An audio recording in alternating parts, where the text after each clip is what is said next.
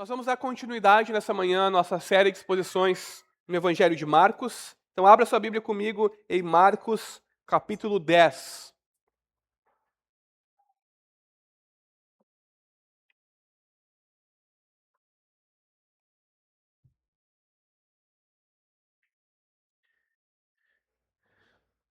Depois de alguns meses, pregações, nós finalmente chegamos ao capítulo 10 do Evangelho de Marcos. Graças a Deus, tem sido uma jornada incrível e edificante, ao menos para mim, não sei para vocês, mas espero que os irmãos estejam aprendendo e crescendo também em conhecimento do Evangelho e de Jesus Cristo. Bom, antes de nós lermos o texto, nós precisamos relembrar aqui do contexto da mensagem da semana passada. Na semana passada, nós falamos sobre o preço do caminho do discipulado. O preço do caminho do discipulado nas nossas relações uns com os outros e também em cuidado com o pecado. E nós sabemos que desde a segunda metade do capítulo 8, quando os discípulos confessam que Jesus é o Cristo, o Filho de Deus, e que então Jesus começa a abertamente falar sobre a sua morte e ressurreição, que ele iria para Jerusalém, seria entregue nas mãos dos homens, morto, mas ressuscitaria ao terceiro dia. Ele começa, após isso, da segunda metade do capítulo 8, a ensinar os seus discípulos sobre o custo do discipulado. E o que significa seguir a Jesus no caminho do discipulado. Desde então, ele está ensinando isso aos discípulos. E o que ele vai fazer agora, no capítulo 10, é aplicar esse ensino sobre o custo do discipulado nos relacionamentos mais fundamentais da vida. Especialmente dois deles: o casamento e as finanças. Nessa manhã, nós vamos falar sobre o casamento e as suas questões, então, no contexto do discipulado. E nas próximas semanas, sobre o discipulado e as finanças. Nós leremos essa manhã, então, Marcos, capítulo 10, versículos 1 a 12.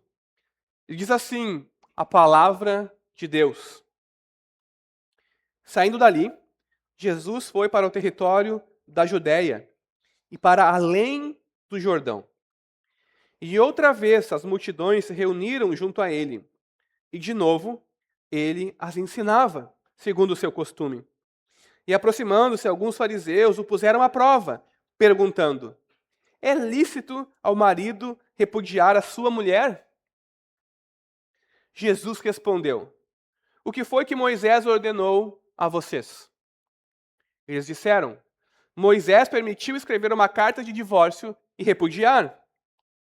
Mas Jesus lhes disse: foi por causa da dureza do coração de vocês que Moisés deixou escrito esse mandamento. Porém, desde o princípio da criação, Deus os fez homem e mulher. Por isso, o homem deixará o seu pai e a sua mãe e se unirá à sua mulher, tornando-se os dois uma só carne. De modo que já não são mais dois, porém uma só carne.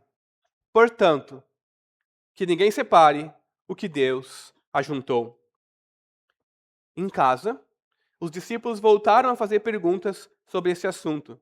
E Jesus lhes disse: quem repudiar a sua mulher e casar com outra, comete adultério contra aquela. E se ela repudiar o seu marido e casar com outro, comete adultério. Até aí, meus irmãos. Que Deus abençoe a pregação da sua palavra. Amém?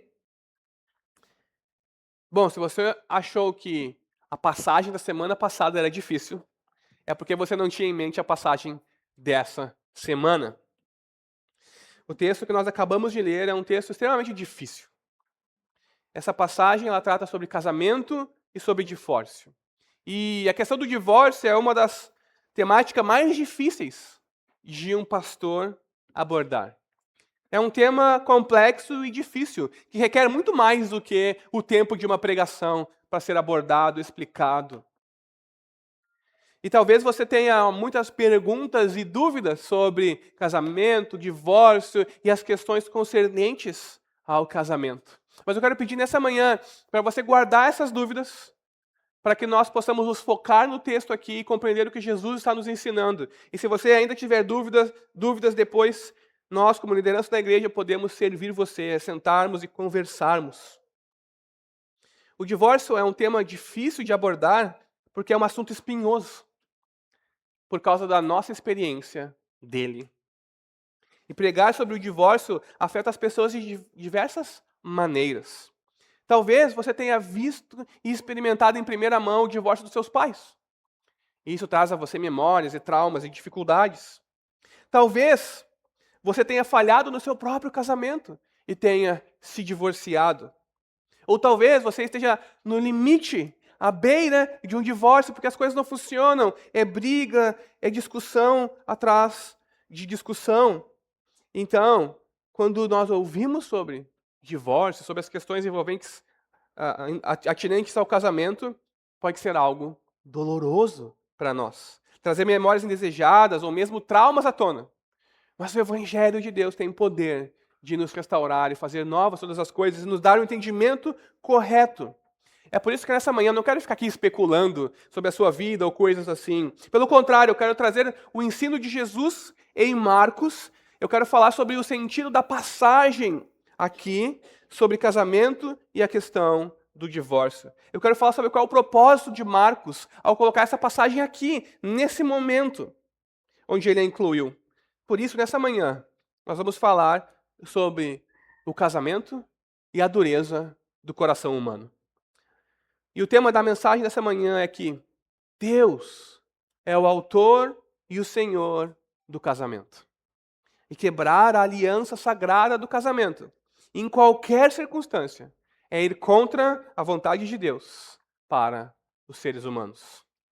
Esse é o tema da nossa mensagem nessa manhã. A gente vai abordar esse tema a partir de 3 pontos.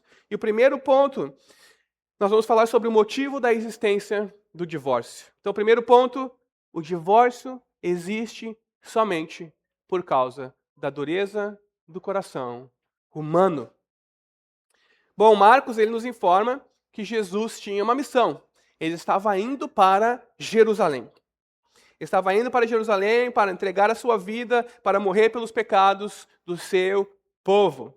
Então Marcos nos informa que quando saiu da Galiléia, provavelmente de Cafarnaum, onde ele tinha a sua base, onde era a casa de Pedro, Jesus vai em direção à Judéia e passa para leste do Rio Jordão, ou para além do Rio Jordão, na linguagem de Marcos. Porque enquanto Jesus estava rumando em direção a Jerusalém, ele seguia fazendo a obra de Deus. Ele estava fazendo a obra de Deus. Mateus, na passagem paralela, nos diz que Jesus curava muitas pessoas, enquanto ele estava a leste do Rio Jordão. E Marcos, conforme o seu costume, nos relata que Jesus estava ensinando as multidões. Então Jesus estava indo para Jerusalém, mas à medida que ia para Jerusalém, realizava a obra de Deus, de curar as pessoas, de libertar os endemoniados e também de ensinar as pessoas, porque elas eram como ovelhas perdidas, sem pastor em Israel. E no meio da multidão, Marcos nos informa, havia alguns fariseus. Havia alguns mestres, alguns doutores, haviam experts na lei de Deus. E eles se aproximaram para tentar Jesus com uma pergunta bastante capciosa sobre a questão do divórcio. E talvez você esteja se perguntando, por que, dentre tantas perguntas, porque dentre tantas coisas que os fariseus podiam perguntar para pôr Jesus à prova, para testar ele, para prejudicar ele de alguma forma, eles perguntam sobre a questão do divórcio. Parece meio fora de cena aqui, não faz sentido se nós lemos o texto. Por que essa questão? O interesse dos fariseus era simplesmente de prejudicar Jesus. E talvez a questão geográfica, a pista que Marcos nos dá, dizendo que Jesus estava na Judéia, para além do Jordão, seja bastante importante aqui. Você se lembra quem exercia o seu ministério do outro lado do Jordão, batizando as pessoas no Rio Jordão? João Batista. E você se lembra do episódio de João Batista com Herodes? João Batista acusava Herodes de estar cometendo adultério com a mulher do seu irmão, porque a forma que ele havia se casado com Herodias, a mulher do seu irmão, não era de acordo com a lei de Deus. E isso causou o quê para João Batista? prisão e morte. Então, os fariseus eles estavam querendo prejudicar Jesus aqui. Eles sabiam que ali estava Herodes, que Herodes pensava a respeito de Jesus, porque Jesus já estava famoso, as pessoas o conheciam, e eles queriam prejudicar Jesus, tentando armar uma armadilha para ele. Para quem sabe, então, Herodes tomar uma posição, como fez com João Batista, e se livrar de Jesus por eles. Mas não somente por isso. Os fariseus também perguntam a Jesus sobre o divórcio, porque casamento e divórcio, na época de Jesus, assim como na nossa, é um assunto de grande interesse e bastante controvérsia. E as escolas judaicas, na época de Jesus, se dividiam em dois grandes blocos, digamos assim. Os mais liberais diziam que o homem podia se divorciar da sua esposa em qualquer circunstância. E os mais conservadores diziam que o divórcio era restrito a casos bem específicos. Especificamente, a questão do adultério. Mas todos os mestres judeus e toda a tradição judaica concordava que o divórcio era algo permissível. Fazia parte da vida humana e era algo que poderia acontecer em um casamento. Então, isso aqui é o que estava acontecendo ali. Os fariseus queriam armar uma armadilha para Jesus e também queriam entender em que lado do espectro ele se colocaria para podê-lo acusar. Mas Jesus, o seu modo característico, após a pergunta dos fariseus, faz uma pergunta para os fariseus, então. Eles perguntam para ele, Jesus, caracteristicamente, como um bom mestre, pergunta a eles o que vocês, como mestres da lei, como doutores, como pessoas que estudaram muito, dizem que Moisés ordenou. E os fariseus prontamente respondem com Deuteronômio 24, versículos 1 a 4, texto que trata da permissão para o divórcio. E então, Jesus, ao perguntar sobre o que Moisés ordenou, recebe uma resposta sobre o que Moisés escreveu em caso de catástrofe dentro do casamento. Recebe uma resposta onde havia um texto sobre uma permissão para algo que não era o mandamento de Deus. É por isso que Jesus responde a eles que Moisés só escreveu aquilo por causa da dureza do coração deles. Não como não como um mandamento propriamente dito.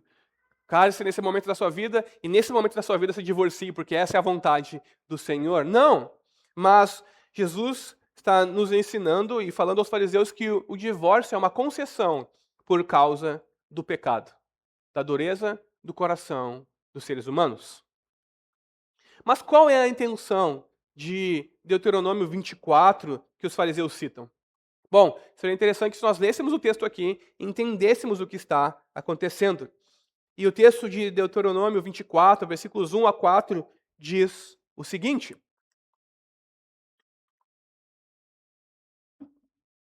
se um homem tomar uma mulher e se casar com ela, e ela não for agradável aos seus olhos, por ter ele achado coisa indecente nela, e se ele escrever uma carta de divórcio e a entregar à mulher e a mandar embora, e se ela, saindo da casa dele, for e se casar com outro homem, e este passar a odiá-la e escrever uma carta de divórcio e a entregar à mulher e a mandar embora de sua casa, ou se este último homem, que a tomou para si por mulher, vier a morrer, então o primeiro marido dessa mulher, que a mandou embora, não poderá casar-se de novo com ela, depois que foi contaminada, pois é abominação diante do Senhor. Assim vocês não farão pecar a terra que o Senhor, seu Deus, lhes dá por herança.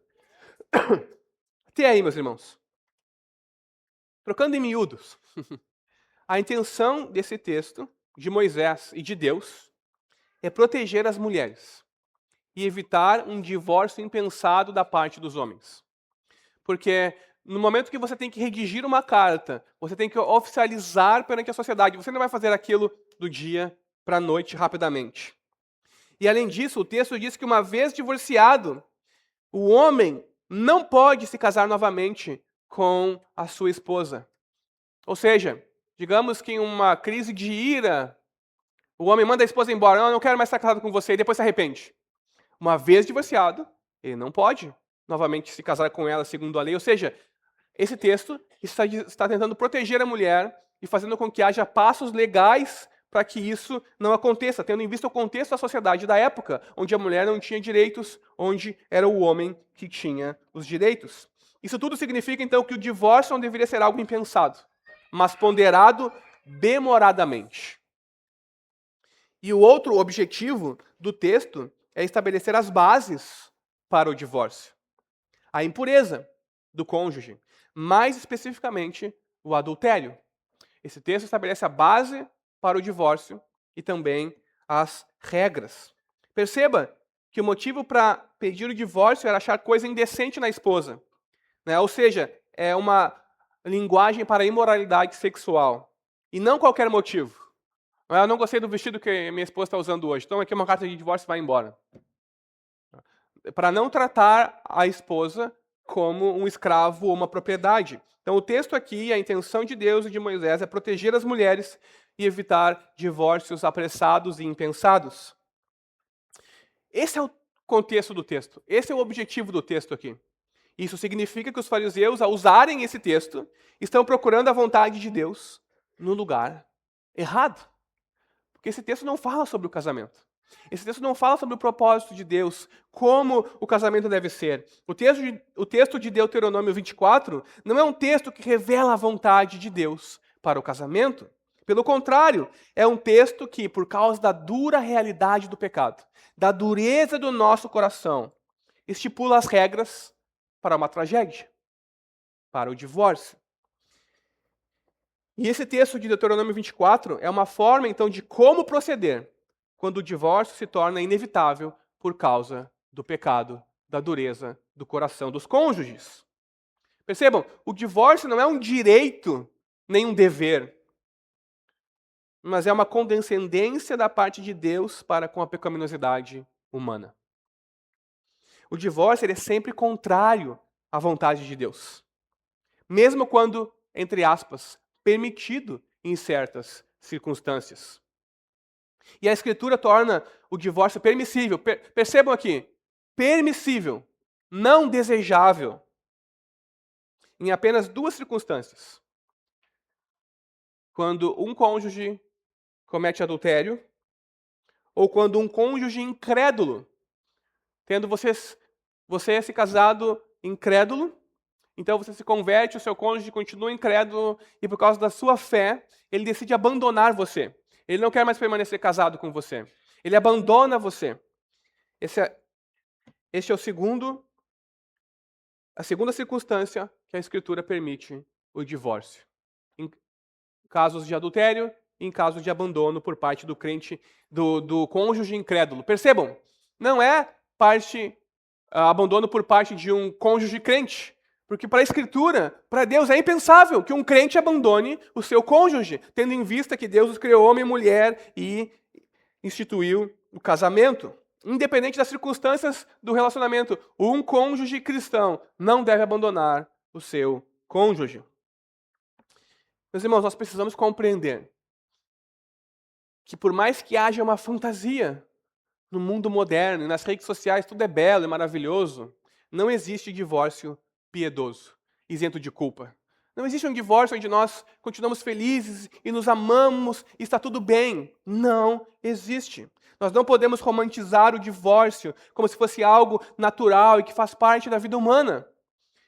Bom, isso até pode ser assim para o mundo, para as pessoas que não têm Deus, mas para aqueles que nasceram de novo e que compreendem o plano e projeto de Deus para o homem e para a mulher, o divórcio não é uma opção que nós colocamos na mesa a qualquer momento.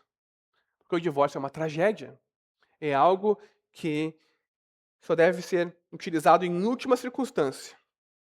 O divórcio é um mecanismo de concessão por causa do pecado, da dureza do coração, e não um mandamento, para que nós o usemos em algum momento da vida e sejamos justificados. Porque nós temos que entender que o que Deus permite é diferente daquilo que Deus ordena. Deus permite o divórcio em algumas circunstâncias, mas Deus não ordena o divórcio. Pelo contrário, em Malaquias, Deus diz que odeia o divórcio.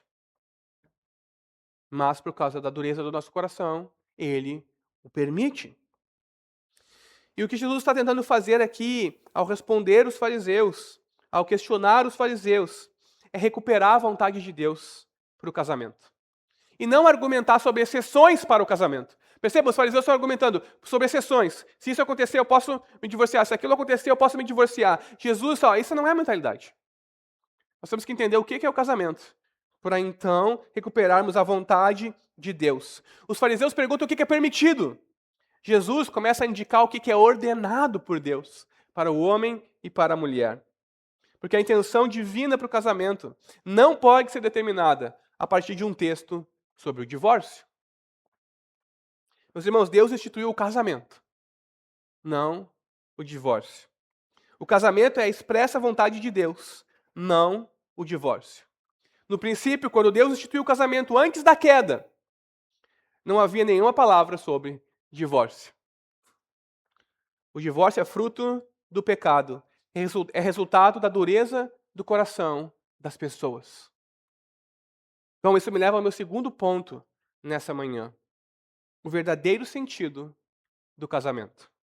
Se o divórcio só existe por causa da dureza do nosso coração, do nosso pecado, qual é o verdadeiro sentido do casamento? Bom, você não aprende a pilotar, depois você pode falar com o Tardelli se ele aprender a pilotar helicóptero dessa forma, você não aprende a pilotar um helicóptero, um avião, seguindo somente as instruções de como agir em simulação de queda ou de pane. Você não vai ser bem-sucedido se fizer parte de um exército, ou um exército não vai ser vitorioso se ele treinar somente e bater em retirada. O mesmo é verdade em relação ao casamento. As medidas excepcionais necessárias para um momento de crise não podem determinar o que é um casamento. Não vão nos auxiliar a entendermos o que é o casamento. Não é útil para descobrirmos qual é a intenção e o sentido do casamento na nossa vida e o propósito de Deus. Meus irmãos, se nós crentes compreendêssemos mais as bases bíblicas do casamento, nós veríamos menos divórcios na igreja do Senhor. E é por isso que Jesus se vale de Gênesis, não de Deuteronômio. Ele se vale de Gênesis 1 a 2, porque ele quer explicar o propósito e o sentido do casamento.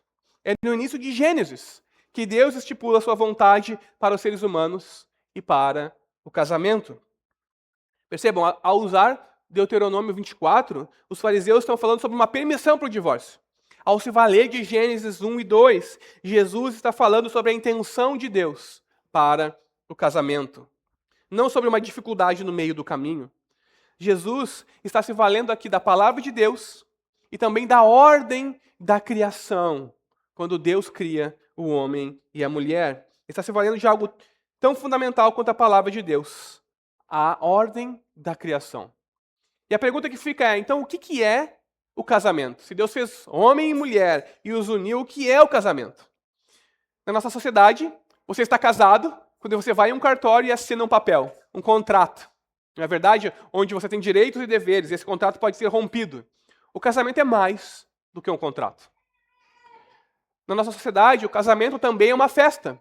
É uma celebração, onde as pessoas que estão se casando demonstram o seu amor, a sua felicidade, demonstram o seu amor pela pessoa mais importante do mundo para ela, diante de outras pessoas. Mas o casamento também não é só uma festa, onde você celebra a sua união. O casamento é um vínculo sagrado entre um homem e uma mulher, instituído por Deus e firmado diante de Deus e consumado na noite de núpcias pela relação sexual.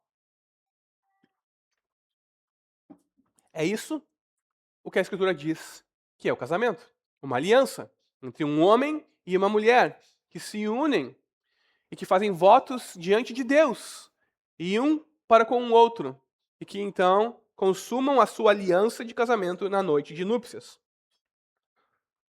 Isso quer dizer que o casamento é uma aliança sagrada, porque envolve Deus, o autor e criador do casamento, e é selada com a união dos cônjuges.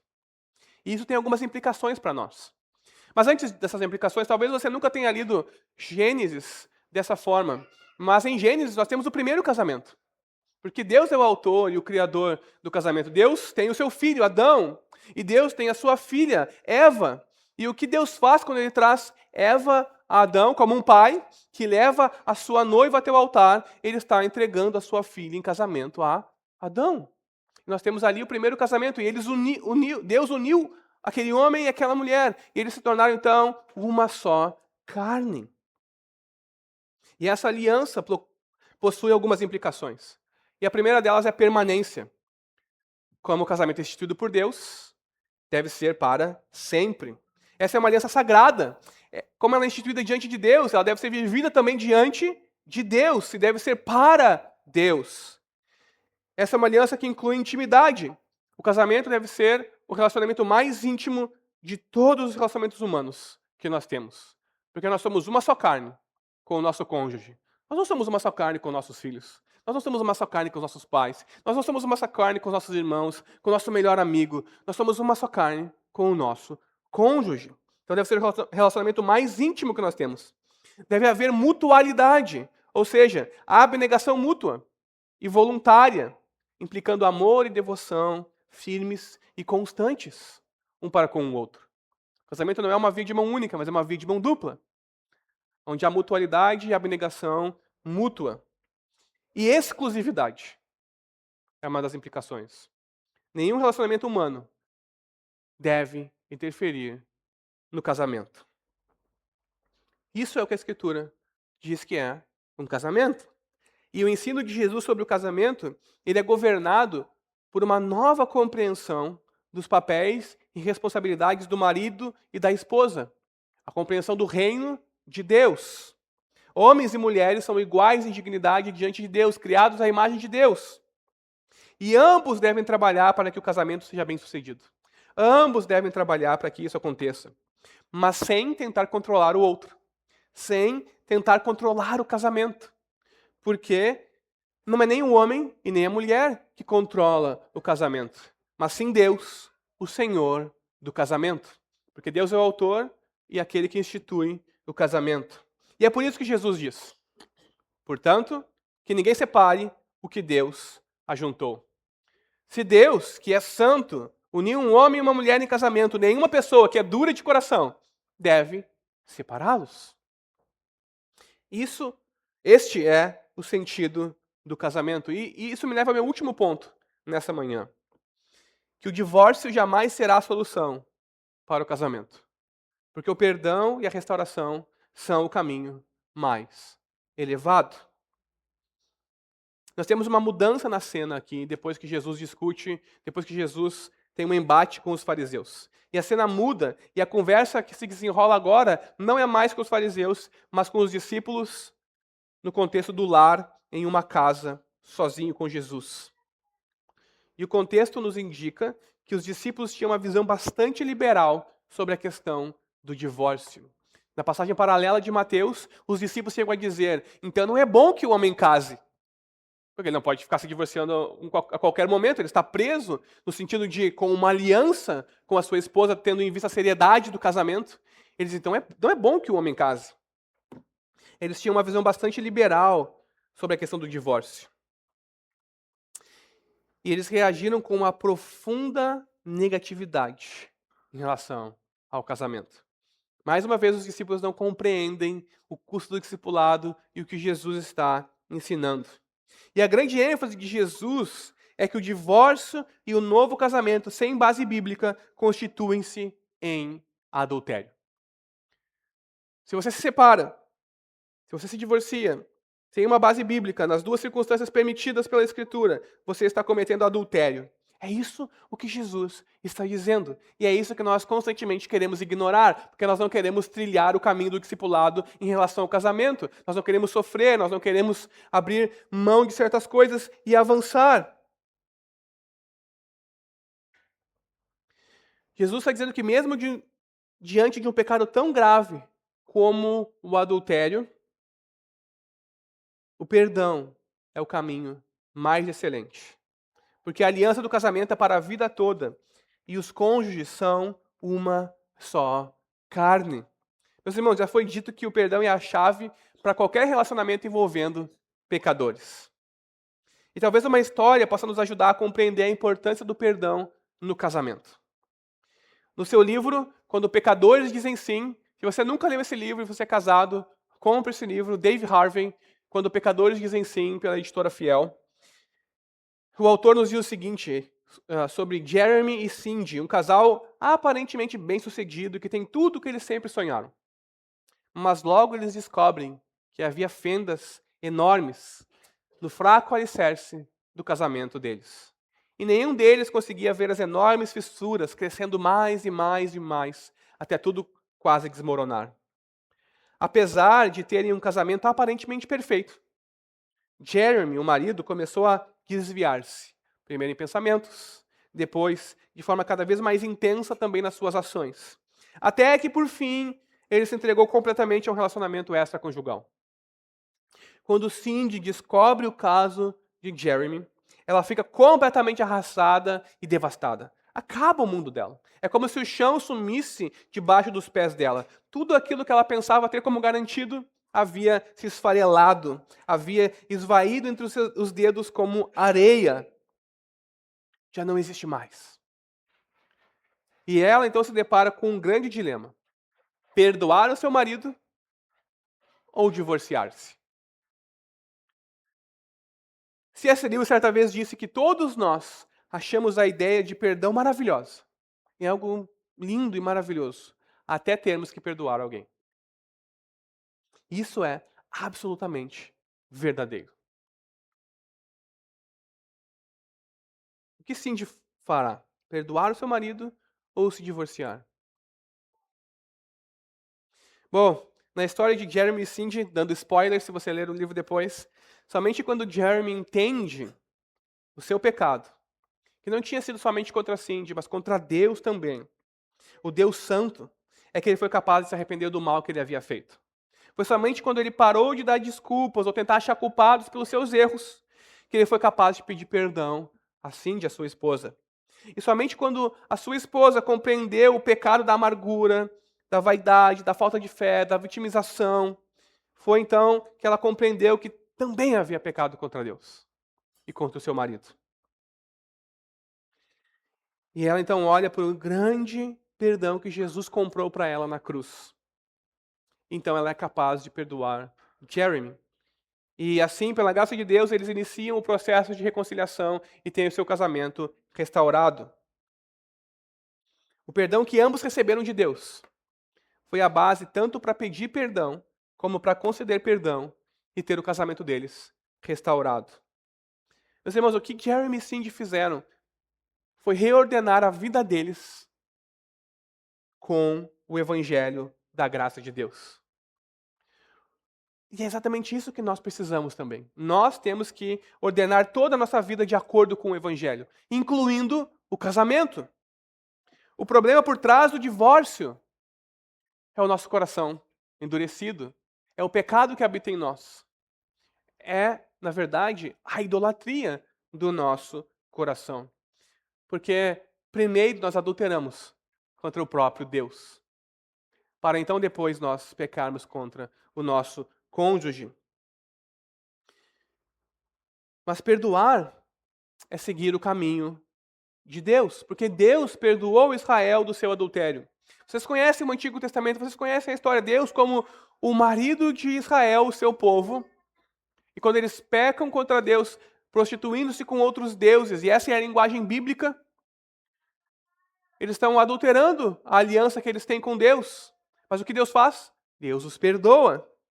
Perdoa a sua idolatria. E Deus não abandona o seu casamento, a sua aliança com o seu povo. Porque o divórcio jamais será a solução para os problemas do casamento que surgem por causa da dureza do nosso coração. É por isso que nós somos convidados a perdoar. É por isso que o divórcio é uma permissão e não um mandamento. É por isso que Deus os criou homem e mulher e os uniu em casamento para a vida toda. Meu irmão, minha irmã, não importa a situação que você se encontra no seu casamento, não desista do seu casamento. O caminho do perdão é mais excelente do que o caminho do divórcio. Lute pelo seu casamento, honre a sua aliança com o seu cônjuge que você fez diante de Deus e de muitas testemunhas. Confie na provisão divina para o seu casamento. Deus é o Senhor do teu casamento. E as boas notícias são que Ele está trabalhando em você. Ele está trabalhando por você. Ele está trabalhando para você. Decida ser fiel a Deus e à sua palavra. E Ele irá abençoar você e o seu casamento. Pratique o perdão.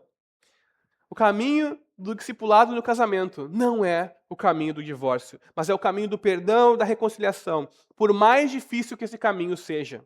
E nós não estamos criando aqui um caminho cor-de-rosa ou cheio de pétalas ao redor. Não, é algo árduo e difícil.